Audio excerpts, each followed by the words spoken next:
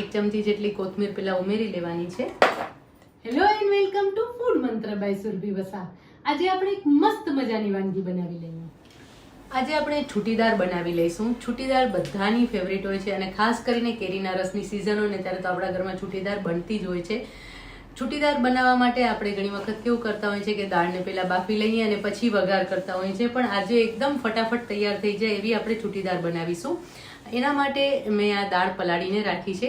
મગની મોગર દાળ લેવાની છે છૂટીદાર બનાવવા માટે. અને મગની મોગર દાળ છે એ 1 વાટકી મેં મગની મોગર દાળ લીધી હતી અને એને પલાળી રાખી છે, એટલે ફૂલીને ડબલ થઈ ગઈ છે. આને તમારે લગભગ અડધો થી પોણો કલાક સુધી પલાળી રાખવાની છે. અને જો તમે પલાળી ન રાખો તો 10-10 મિનિટ માટે પલાળશો તો પણ ચાલશે, તો કૂક થતાં થોડી વાર લાગશે. પણ જો અડધો કલાક માટે પલાળશો તો એકદમ ઝડપથી કૂક થઈ જાય છે. 5 મિનિટમાં આ છૂટીદાર તૈયાર થઈ જતી હોય છે. તો સૌથી પહેલા આપણે હવે એનો વઘાર કરી લઈએ. 3 થી 4 ચમચી તેલ લઈશું. છૂટીદારમાં તેલ થોડું વધારે હશે ને તો દાળ એકદમ સરસ બનશે અને એનો સ્વાદ અને એનો કલર બંને સરસ આવશે.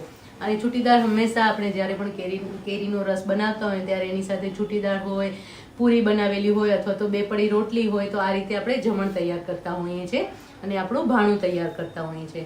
આમાં 1 ચમચી આપણે રાઈ ઉમેરી લઈશું. રાઈ ઘણા લોકો ઉમેરે છે અને ઘણા નથી પણ ઉમેરતા હોતા, પણ મને રાઈ ગમે છે એટલે હું ઉમેરું છું. એનો સ્વાદ પણ બહુ સરસ લાગતો હોય છે. રાઈ ફૂટે એટલે એની અંદર 1/2 ટીસ્પૂન હિંગ ઉમેરી લઈશું. 1 ટીસ્પૂન હળદર લઈશું. 8 થી 10 લીમડાના પાન ઉમેરી લઈશું. 1 લીલું મરચું પણ ઉમેરી લઈશું. લીલું મરચું એનો સ્વાદ સરસ લાગતો હોય છે એટલે આપણે એ પણ ઉમેરી લઈશું. અને સાથે આખા 2 લાલ મરચાં પણ ઉમેરીશું.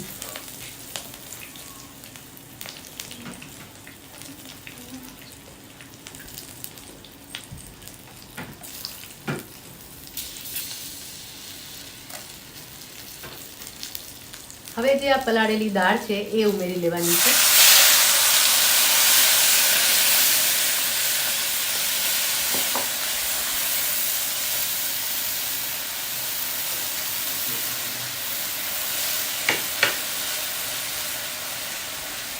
આ રીતે વઘાર થશે ને તો દાળ ખૂબ જ સરસ બનશે.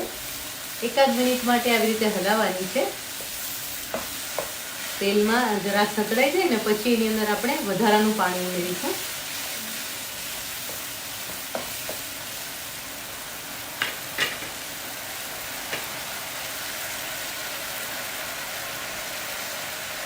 હવે આપણે જેટલી દાળ હતી ને એટલા જ પ્રમાણમાં પાણી ઉમેરી લઈશું. દાળને જ્યારે પણ આપણે પલાળી હતી ત્યારે પણ પાણી એડ કર્યો જ હતો, એટલા માટે ત્યારે આપણે જે પાણી એડ કર્યો હોય એ પણ ફૂલી ગયું હતું અને દાળ ફૂલી ગઈ હતી. એટલે કે નોર્મલી તમે જ્યારે પણ દાળ બનાવો ને ત્યારે 1 વાટકે 2 વાટકા પાણીની જરૂર પડતી હોય છે. એટલે કે 1 વાટકો તમે દાળ લેતા હો તો એની સામે 2 વાટકા તમે પાણી ઉમેરી દેવાનું, તો દાળ એકદમ સરસ છૂટી તૈયાર થશે. જો આ રીતે તમે વઘાર તૈયાર કરી અને દાળને તૈયાર કરશો ને તો તમારે દાળને બાફવાની પણ જરૂર નહીં પડે અને એકદમ સરસ દાળ તૈયાર થઈ જશે.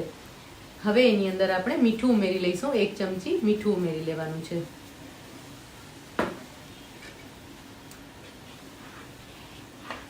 હવે ઢાંકીને 5 થી 7 મિનિટ સુધી આપણે થવા દઈશું જેથી કરીને દાળ સરસ ચડી જાય. પણ હવે જ્યારે પણ દાળ બનાવતા હોય ને ત્યારે ઢાંકણ છે ને એને એકદમ પૂરેપૂરું બંધ નથી કરવાનું, નહીં તો ઉભરો આવશે અને વાસણ આપણું ખરાબ થશે.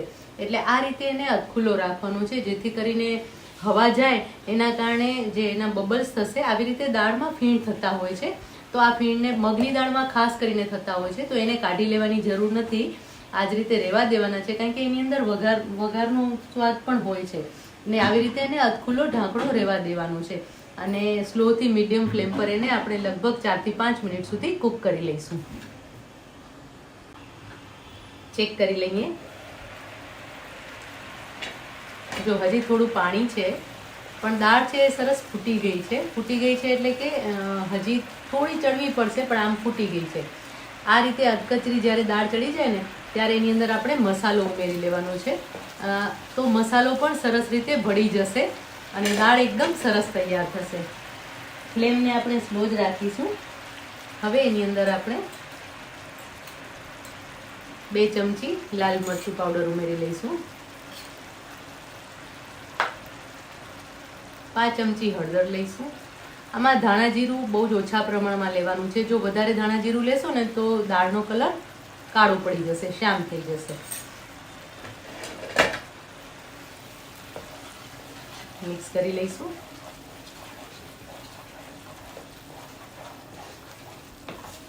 જો એનો કલર અને ટેક્સચર બંને સરસ આવતા જાય છે અને પાણી છે એ પણ ધીમે ધીમે એબ્સોર્બ થતું જાય છે. દાળ એકદમ સરસ છૂટી એવી તૈયાર થશે. જો એનો કલર કેટલો ફાઇન આવી ગયો છે. હવે એની અંદર આપણે ગુજરાતીઓને જે છૂટી દાળ છે એ થોડી સ્વીટ હોય એવી ગમતી હોય છે, એટલે એની અંદર આપણે 2 ચમચી ખાંડ ઉમેરી લઈશું. તમને જેવું ગળપણ ગમતું હોય એ પ્રમાણે તમારે ખાંડ ઉમેરવાની છે. અત્યારે અહીંયા મેં 2 ચમચી ખાંડ ઉમેરી છે. હવે હું અહીંયા ફ્લેમ ઓફ કરી દઈશ, કારણ કે આટલું જે પાણી છે ને એ એમનેમ જ આપણો જે પેન છે એ ગરમ છે અને સોસવાઈ જશે.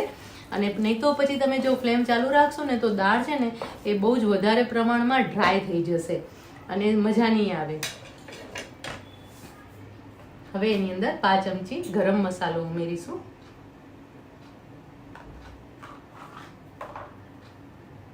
સાથે થોડા પ્રમાણમાં લીંબુનો રસ, 1 ચમચી જેટલો લીંબુનો રસ ઉમેરીશું. આ દાળ ખાટી મીઠી વધારે સરસ લાગતી હોય છે. મિક્સ કરી લઈશું.